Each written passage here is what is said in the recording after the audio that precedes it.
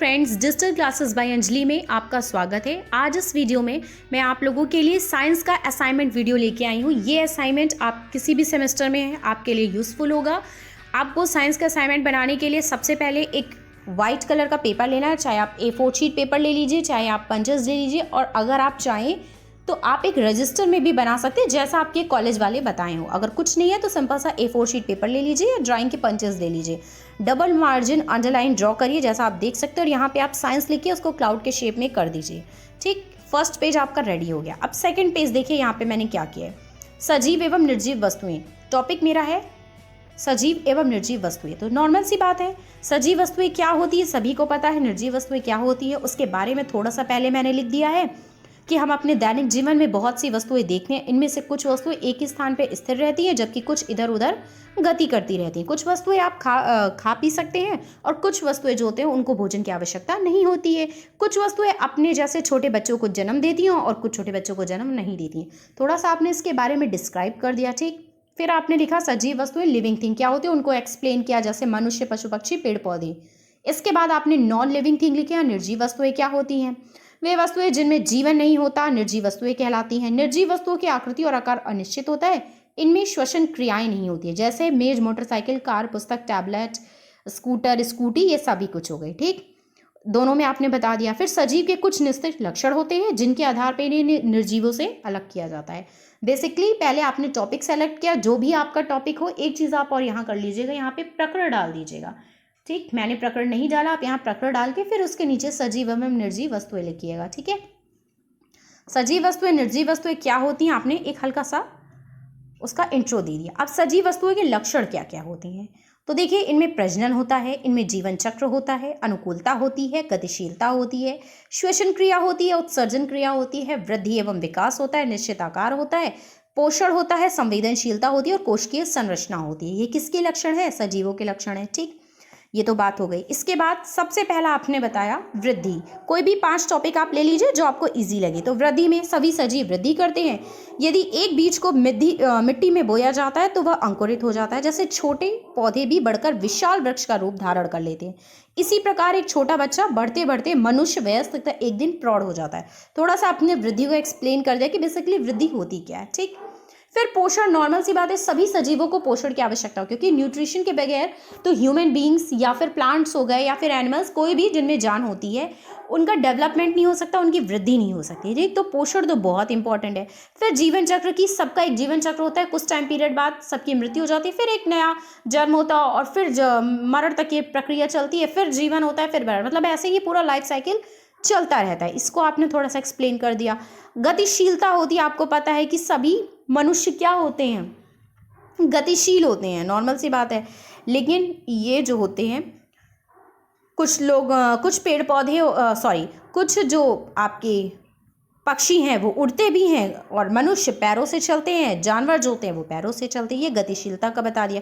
श्वसन क्रिया, जो भी जीवित है, जो भी जीवित प्राणी है, ठीक, चाहे वो प्लांट्स हो गए, चाहे वो आपके एनिमल्स हो गए, चाहे वो ह्यूमन बीइंग्स हो गए, सब में रिस्पायरेशन होता है, श्वसन क्रिया होती है।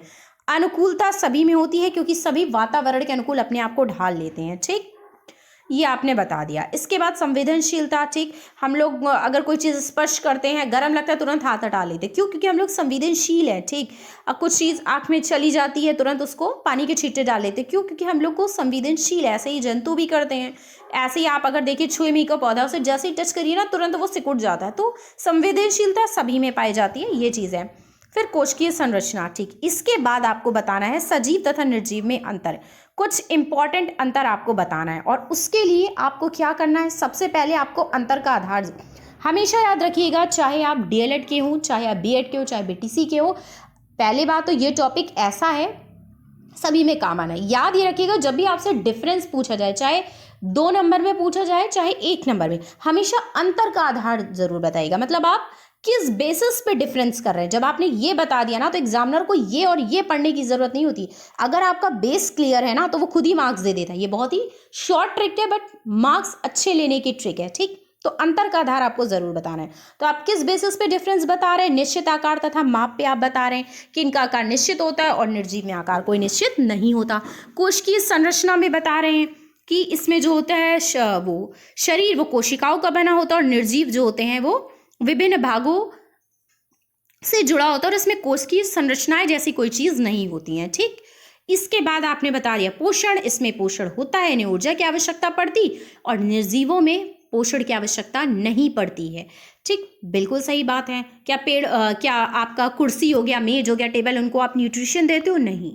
श्वसन क्रिया आपको पता है जो सजीव होते हैं इसमें होती है और निर्जीवों में नहीं होती। वृद्धि की अगर मैं बात कर लूँ, ठीक, तो वृद्धि जो होती है वो सजीव में होती है और निर्जीव में। क्या कुर्सी हमेशा आपकी बढ़ती रहती है? नहीं बढ़ती है।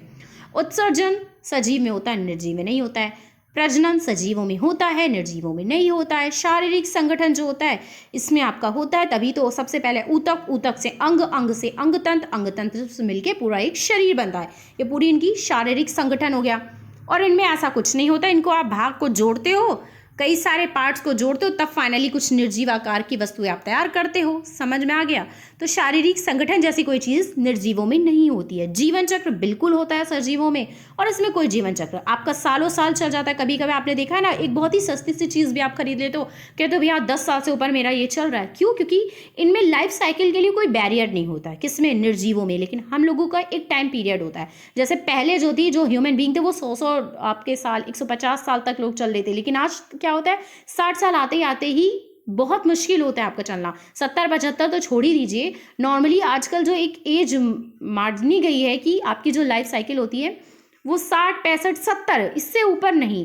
क्यों? क्योंकि खान पान इतना ज़्यादा पॉल्यूटेड हो चुका है आप लोगों का। पहले के ज़माने में लोग हर चीज़ शुद्ध मिलता था। ठीक, तो हमारे यहाँ मतलब ह्यूमन बींग्स का एक टाइम पीरियड होता है, चाहे वो एनिमल्स हो गए उनका भी टाइम पीरियड होता है, और एक प्लांट्स का भी होता है। तो जितने भी सजीव होते हैं इनमें जीवन चक्रों की एक अवधि निश्चित होती है, बट निर्जीवों में ऐसा कुछ नहीं होता है। ठीक, ये तो पूरा आपका साइंस के बारे में ना, कि क्या कैसे आपको करना है। ठीक, ये मैं बता चुकी हूँ। इसमें आप कोई भी टॉपिक ले लें। देखिए, असाइनमेंट बनाते कहते एक बड़ी बात यहाँ मैं बता दूँ, असाइनमेंट आप कोई भी ऐसा टॉपिक पढ़ कर लीजिए, किसी भी सब्जेक्ट आप, जैसे यहाँ मैं साइंस की बात कर रही हूँ, तो साइंस का कोई भी एक ऐसा टॉपिक पकड़ लीजिए जो आपको इजी लगे। उसमें 4 से 8 पन्ने ले लीजिए, लिख डालिए। ठीक, अगर आप सिंगल लिख रहे हैं, जैसे केवल आप इस पेज पे लिख रहे हैं, फिर दूसरा पेज लिया उस पे, कि आगे पीछे नहीं लिख रहे हैं, तब तो आप आराम से 4 से 8 पन्ना लिख सकते हैं। ठीक, कोशिश करिए 8 पन्ने तक तो रख लीजिए। लेकिन अगर आपको लगता है नहीं आप इतना नहीं लिखेंगे, तो आप क्या करिए,